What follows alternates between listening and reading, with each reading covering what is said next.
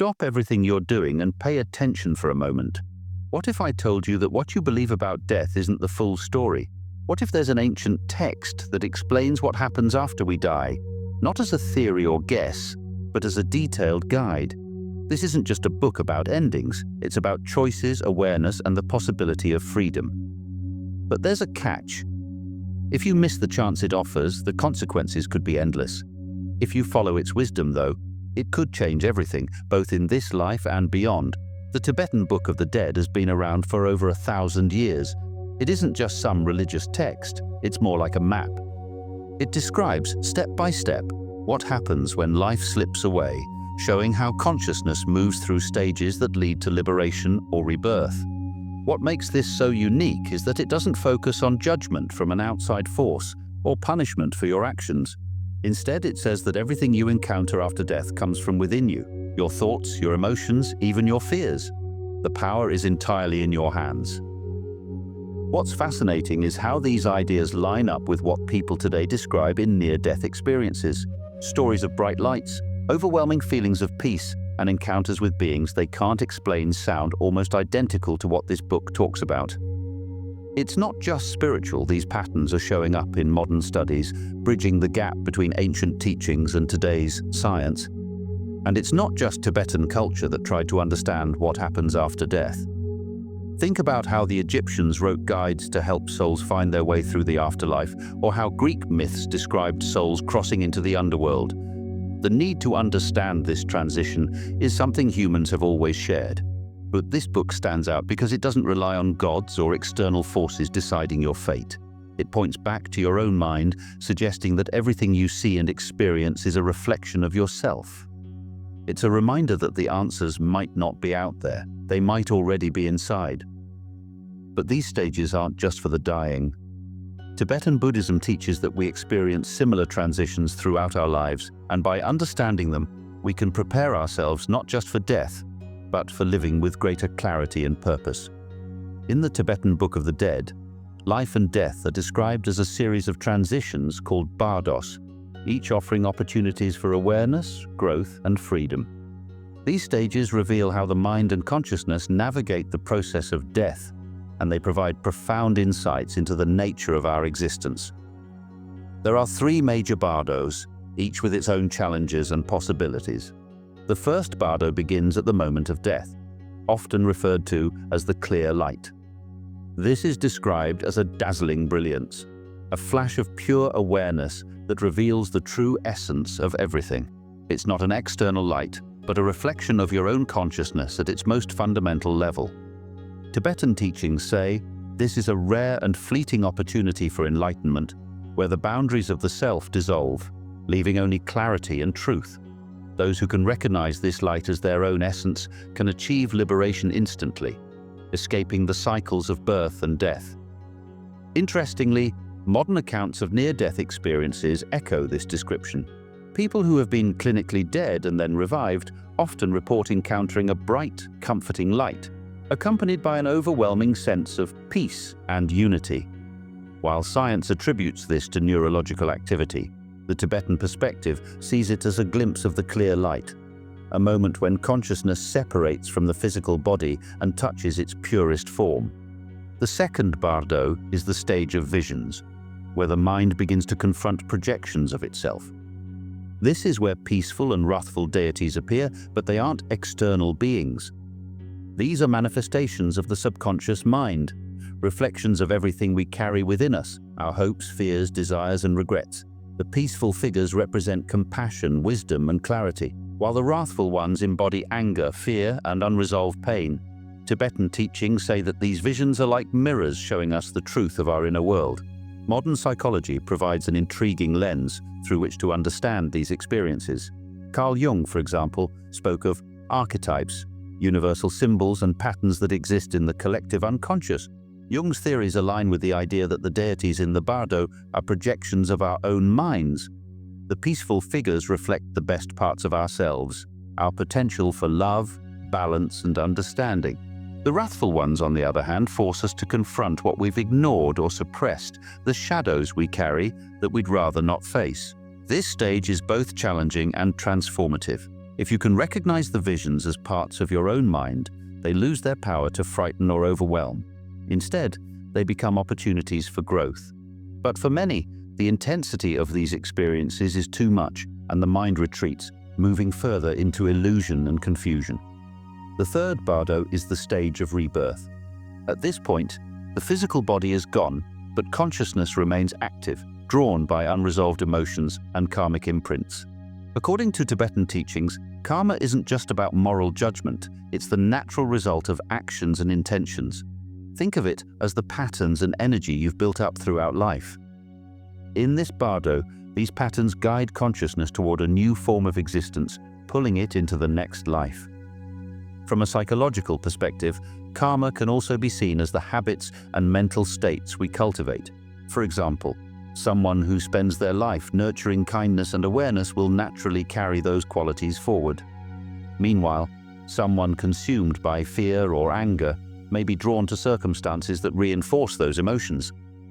This isn't about external punishment or reward, it's the simple continuation of the energy you've created.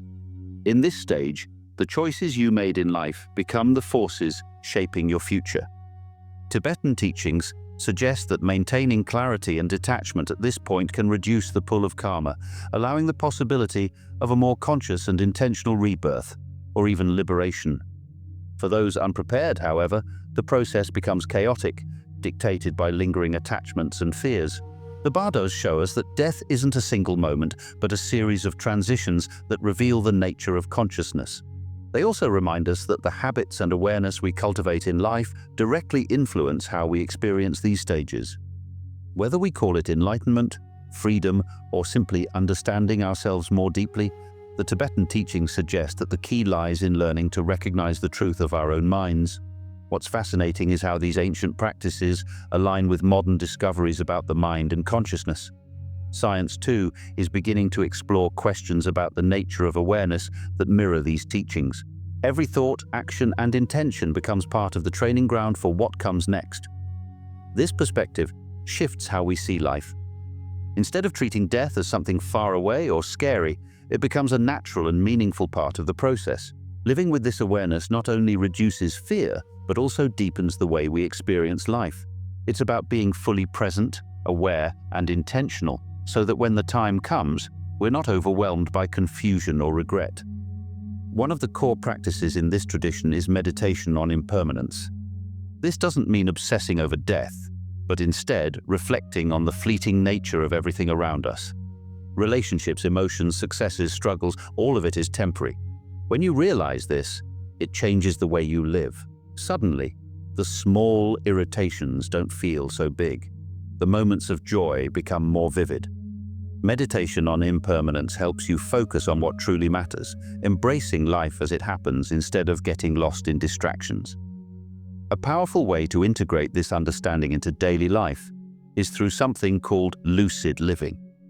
If you've ever heard of lucid dreaming, being aware that you're dreaming while it's happening, this is a similar concept but for waking life. Lucid living means bringing mindfulness into every action, no matter how small. Whether you're washing dishes, walking to work, or having a conversation, you stay fully present and aware. By doing this, you train your mind to stay clear and steady, even during moments of uncertainty or challenge.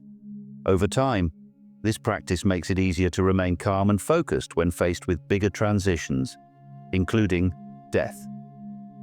Tibetan Buddhism offers several practical techniques to prepare for these moments. One of the most important is called consciousness transference. This practice involves training yourself to direct your awareness beyond physical boundaries. During life, it can help you stay connected to a sense of purpose and clarity. At the moment of death, it's about consciously guiding your mind toward liberation instead of fear or attachment. It's a skill that takes practice, but can be incredibly empowering. Another practice is Tonglen meditation, which focuses on cultivating compassion. The idea is simple but profound. You visualize breathing in the suffering of others, then exhale love, healing, and kindness. This isn't about taking on other people's pain, but about dissolving the barriers between yourself and others. Tonglen expands your heart, helping you let go of self-centeredness and feel a deeper connection to the world. When you practice this regularly, it not only makes you more compassionate, but also strengthens your ability to face difficult situations with grace. Mantras are another essential tool in Tibetan practice. These aren't just chants or prayers, they're vibrational sounds that help train the mind. One of the most well-known mantras is Om Mani Padme Hum. Each syllable carries meaning, representing the path to wisdom and compassion. Repeating a mantra calms the mind, brings focus, and creates a sense of harmony. In life, it helps you stay grounded. In moments of transition, it becomes a guiding anchor, helping you navigate the unknown with clarity. What makes these practices so transformative is their simplicity. You don't need to retreat to a monastery to benefit from them. They can be integrated into your daily routine, bit by bit. Reflect on impermanence while sipping your morning tea. Practice Tonglen when someone you love is going through a hard time. Repeat a mantra when your mind feels scattered. These small steps build habits that prepare you not just for the end of life, but for every challenge and transition along the way. Tibetan Buddhism teaches that the way we live now shapes how we experience the moment of death. If we spend our lives distracted, chasing temporary pleasures or running from discomfort, we risk being unprepared when the time comes. But by cultivating awareness, compassion, and clarity in our everyday lives, we can approach death not with fear, but with acceptance. This doesn't just make us ready for the final transition, it makes every moment of life more meaningful. At the center of both Tibetan teachings and modern psychology is a shared idea that the mind holds incredible power, and facing what lies within it is key to understanding ourselves and the transitions we experience. Modern science is beginning to explore questions that Tibetan Buddhism has been asking for centuries. What is consciousness, and does it extend beyond the physical body? While many view consciousness as a product of brain activity, emerging studies are challenging this assumption. Neuroscience and consciousness research are revealing fascinating insights that align closely with ancient spiritual teachings. Take near-death experiences, for example. People who've been clinically dead and then revived often describe vivid sensations, a sense of leaving their body, seeing a bright light, or feeling an intense connection to something greater than themselves. Some even report shared death experiences, where bystanders feel they've briefly witnessed the transition of a loved one's consciousness. These accounts suggest that consciousness might not be limited to brain activity alone. While skeptics argue these experiences could be hallucinations caused by a dying brain, Tibetan teachings view them as glimpses of the clear light, a profound moment when awareness becomes untethered from the physical self. Recent studies in brain activity add more intrigue. Researchers have recorded sudden bursts of activity in the brain moments before death, hinting at a surge of consciousness as life ends. Some suggest this might explain the vivid sensations reported in near-death experiences, but others wonder if it points to something more, a transitional phase where the mind operates on a different level. This aligns with the concept of bardos, where consciousness moves through stages after death, encountering moments of clarity and transformation. Advancements in AI and digital consciousness are also sparking new discussions. Scientists are exploring whether artificial intelligence could ever replicate human consciousness, or if our awareness is something uniquely tied to life itself. Some theorists even wonder if consciousness could be uploaded or preserved digitally, drawing parallels to Tibetan ideas of consciousness existing independently of the body. While these theories are still in their infancy, they open fascinating possibilities about the nature of awareness. What's striking is how modern science and ancient spirituality seem to meet at the edges of what we understand about the mind. Tibetan Buddhism has long taught that consciousness transcends physical form, and as science pushes its boundaries, it may be inching closer to what these teachings have suggested all along, that the mind is far more mysterious and expansive than we've imagined. This idea of facing what's within doesn't just apply to death. It's something we can practice every day, learning from the transitions and endings in our lives and using them as opportunities for growth. The Tibetan Book of the Dead describes a powerful and unsettling truth. The peaceful and wrathful deities encountered in the bardos after death are not external beings or forces. They are projections of our own minds. These figures, whether serene and compassionate or fierce and terrifying, reflect everything we've cultivated, suppressed, or ignored throughout our lives. This idea isn't meant to frighten, but to awaken us to the reality that the most profound truths we face are the ones we carry within. The peaceful deities symbolize the best parts of us, our capacity for love, wisdom, and compassion. They represent the potential for balance and harmony that exists in every person, but the wrathful deities, with their fearsome appearances, are no less important. They embody the parts of ourselves we tend to push away: anger, jealousy, fear, regret, and unresolved pain. These figures are not here to punish. They are here to show us what we need to confront and accept to move forward. Tibetan teachings emphasize the importance of preparing for these encounters by facing these emotions during life. Every unresolved attachment, every unacknowledged fear becomes part of what we see in the bardo. Facing these truths now, while we have the clarity and agency to do so, helps us meet these visions with understanding instead of fear. The more we recognize and integrate these parts of ourselves, the less power they hold over us, both in life and beyond. This idea resonates deeply with modern psychology, particularly the concept of shadow work. Coined by Carl Jung, shadow work involves bringing the hidden or rejected parts of the self into the light. These could be traits or feelings we've buried because we find them uncomfortable or unacceptable. Jung believed that integrating the shadow was essential for personal growth and wholeness. Much like Tibetan teachings suggest that recognizing our inner deities is key to liberation. Both approaches teach that ignoring or repressing these parts of ourselves only gives them more power, often manifesting in harmful ways. By acknowledging and working with them, we not only heal, but also unlock the potential for deeper understanding and self-acceptance. In the same way the wrathful deities can transform into peaceful ones when recognized, our shadows can become sources of strength and insight when embraced. The peaceful and wrathful deities remind us that everything we experience in the bardo and in life comes from within.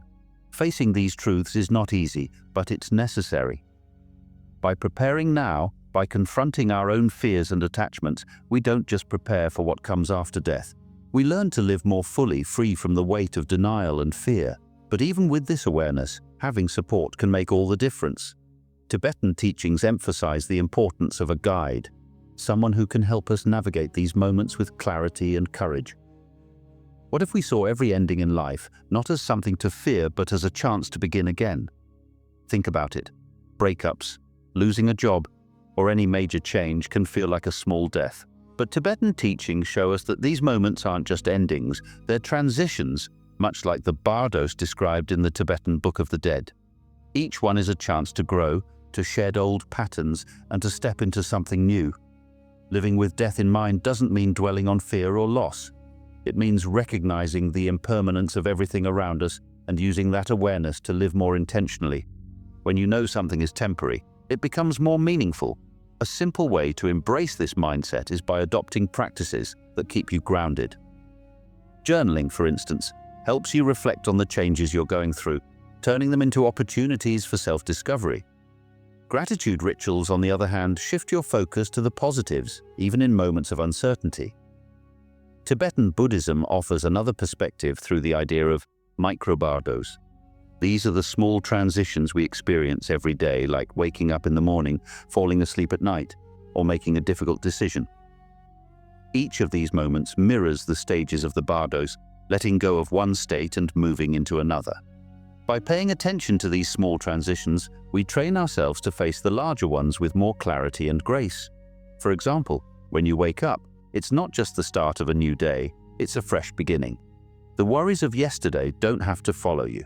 Similarly, when you fall asleep, you're letting go of the day and surrendering to something unknown. If you approach these moments with mindfulness, they become opportunities to practice letting go and staying present. Life's bigger transitions work the same way. When you lose something, a relationship, a job, or a sense of security, it's natural to feel fear or grief. But these moments can also be chances to redefine what matters to you and what you want to carry forward. By treating these changes as micro-bardos, you can approach them with curiosity instead of resistance. Death, in this sense, becomes the ultimate teacher. It reminds us that nothing lasts forever, but that's what makes life precious. When you see endings as beginnings, when you stay mindful of the transitions in your life, you don't just prepare for death. You prepare to live with purpose and presence. Whether it's a spiritual mentor or someone offering practical guidance, these figures remind us that we don't have to face life's biggest transitions alone. But what steps can we take ourselves to prepare for these moments? In Tibetan Buddhism, the role of a guide during life's most profound transitions is seen as essential. Whether it's a lama reciting the teachings of the Tibetan Book of the Dead to the dying, or a mentor helping someone navigate spiritual growth, these guides provide clarity, comfort, and direction when it's needed most. They serve as anchors in moments that can feel overwhelming, reminding us of the wisdom and strength we already carry within. In the Tibetan tradition, when someone is nearing death, a lama often sits by their side, gently reading from the Tibetan Book of the Dead. The lama isn't just offering comfort, they're actively guiding the person's consciousness, helping them recognize the stages of the bardos and stay calm in the face of unfamiliar experiences. Each word is meant to remind the dying person of what they've learned in life, steering them toward awareness and away from fear. This practice transforms death from a moment of helplessness into one of profound opportunity. Contrast this with how death is often approached in modern settings. Many people face the end of life without spiritual preparation, relying only on medical care to ease physical pain. While this care is essential, it often leaves the emotional and existential aspects of dying unaddressed. The fear of the unknown, the regrets of unfinished business, and the longing for meaning often go unspoken. This lack of guidance can make the process feel isolating and frightening. In recent years, the role of end-of-life doulas has emerged as a modern parallel to the Tibetan Lama.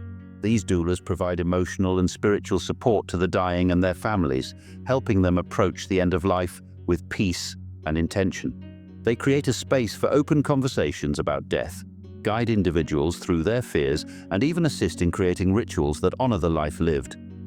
While they may not follow the teachings of the bardos, their work reflects the same understanding: that dying is not just a medical event, but a profound transition that deserves care and attention.